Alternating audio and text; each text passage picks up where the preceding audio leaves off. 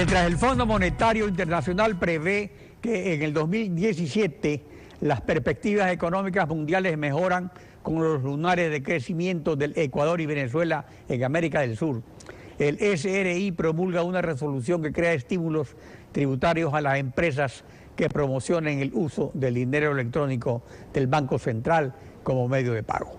Alberto Acosta Burneo, analista económico, buenos días, bienvenido a Contacto Directo. Muy buenos días.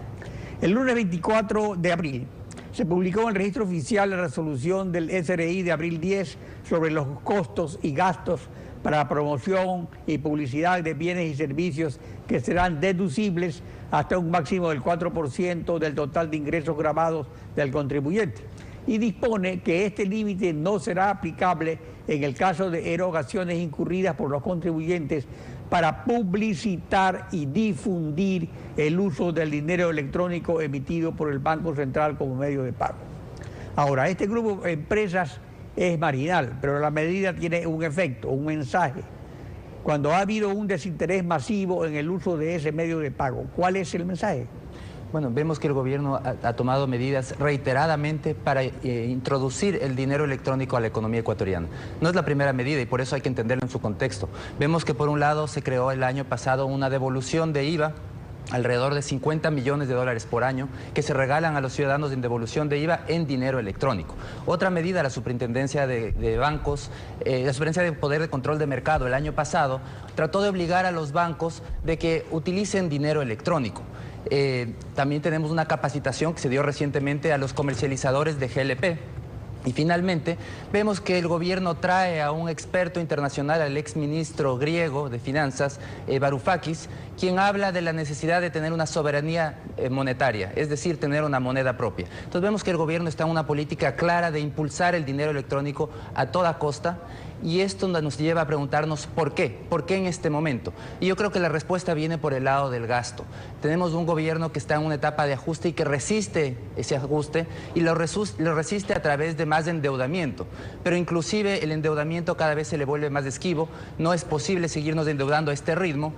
Y entonces entra en escena el dinero electrónico, que puede transformarse en un mecanismo para hacer pagos. Y ese es el gran riesgo del dinero electrónico, al igual que los títulos del Banco Central, que se abuse del mecanismo y que termine haciéndose pagos de una manera inorgánica, es decir, emitiendo dinero para poder pagar las cuentas. Ya en la actualidad la Reserva Internacional no alcanza para cubrir la totalidad del encaje. Hay un faltante, y eso significa que, recordemos que el encaje es los depósitos, una fracción de los depósitos del público.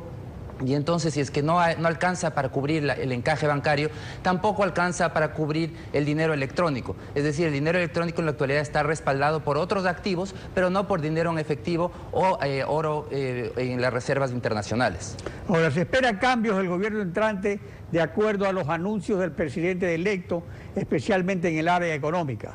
Y preocupa que el gobierno actual, para pagar sueldos, o que el próximo gobierno también, para pagar sueldos, contratistas y proveedores, recurra al dinero electrónico del Banco Central sin respaldo líquido. Estas señales de humo, como la resolución del SRI, que es de este gobierno, y que la Asamblea está ya convocando para el miércoles próximo, revocar 12 tratados de protección recíproca de inversiones, y entre ellos con Estados Unidos y China, las dos más grandes economías del planeta. Esta despedida del gobierno saliente ayuda a crear un ambiente de confianza para el nuevo gobierno. Definitivamente no, y yo creo que es la labor del nuevo gobierno poner los puntos sobre las IES en materia de dinero electrónico y en materia de gasto público. Estar claros que el país está gastando demasiado, que el fisco gasta más allá de lo que tiene. Al año necesita 7.500 millones de dólares de endeudamiento. Para este año se ha hablado de un monto de alrededor de 7.700 millones en endeudamiento. Eso es algo que no es sostenible en el mediano plazo, y entonces la única alternativa viable es comenzar a reducir el gasto, gastar lo que se tiene, no más allá. Otras alternativas por las que probablemente va a transcurrir, porque lamentablemente reducir el gasto en la política, en la línea socialista, es una mala palabra. Entonces la alternativa viable que tiene el gobierno es buscar nuevos ingresos y seguir endeudándose.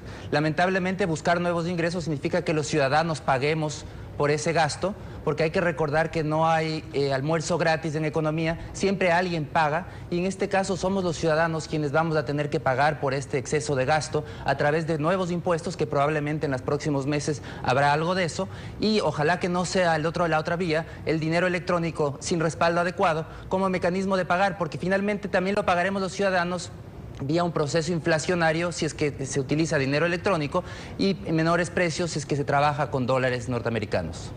En la introducción de su documento Perspectivas de la Economía Mundial 2017, el Fondo Monetario destaca que las novedades positivas no dejan de llegar desde mediados de 2016 y que gracias a ellas las perspectivas mundiales se están despejando. De hecho, eleva las proyecciones de crecimiento mundial para el 2017 a 3.5 frente al 3.4 de la última previsión, que ambas mejoras pronosticadas para 2017 y 2018 son generalizadas. Sin embargo, vemos que en el cuadro sobre la economía de las Américas, solo Venezuela y Ecuador tienen decrecimiento del PIB en 2017 y 2018. Esto responde a que el precio del petróleo no volverá al de la bonanza y se ha recuperado solo hasta la mitad. ¿Necesita la economía realmente un golpe de timón? Definitivamente sí. Entendamos qué proceso estamos viviendo. Es un proceso de ajuste a una nueva realidad. Una economía que ahora es más pobre que hace 2 años. Y que por el lado fiscal, el gobierno ha dicho, yo no me voy a ajustar, yo quiero seguir gastando. ¿Y qué es lo que ha hecho con eso? Es comprar tiempo, empujar el problema hacia adelante. Y tenemos ahí dos perspectivas. Una, la del Fondo Monetario, que dice el gobierno va a tomar políticas responsables y va a irse ajustando a la nueva realidad. Esto va a tener un costo y por eso la economía se va a contraer en 1,6% en el 2018. En 2017, y la otra alternativa, que es una visión también de un organismo internacional, de un banco de inversión de JP Morgan, que dice no, la economía este año va a crecer. La economía ecuatoriana va a crecer 1,5%, algo más de lo que estima el mismo gobierno, pero dice ¿por qué? Porque el Ecuador está consiguiendo mucho endeudamiento caro, a corto plazo, pero ese endeudamiento me permite empujar el problema, y JP Morgan dice entonces el próximo año, 2018, tendremos una contracción económica. Lo que va a hacer el gobierno es con todo lo que ha conseguido ahora, todos estos recursos, dinamizar en algo la economía y empujar el problema para el próximo año. Pero lo que está de fondo detrás de estas dos visiones, o el Fondo Monetario que dice va a haber una corrección desde ahora, o JP Morgan dice no, la corrección todavía no empieza el próximo año, pero lo que está claro en las dos visiones es que la economía ecuatoriana necesita una corrección. No hay cómo seguir gastando al ritmo que estamos haciendo más allá de nuestros ingresos, y esa es una política más bien demagógica de tener pan para hoy y problemas para mañana. Finalmente todo el exceso de gasto siempre lo pagamos los ciudadanos, y esa es la perspectiva que tenemos, y más vale hacerlo de manera ordenada, un ajuste a la nueva realidad, porque el sector privado se ha estado ajustando a esta nueva realidad y el fisco trata de comprar tiempo con endeudamiento, pero no hace otra cosa más que posponer el inevitable ajuste. La recuperación mundial viene del mercado. Incluye, por supuesto, a China con su economía socialista de mercado, de preponderancia estatal. Pero el Estado chino no solo depende del petróleo como el ecuatoriano. Ese es el talón de Aquiles del modelo ecuatoriano, que ya se ha reducido la economía, pero que el Estado no reduce su tamaño.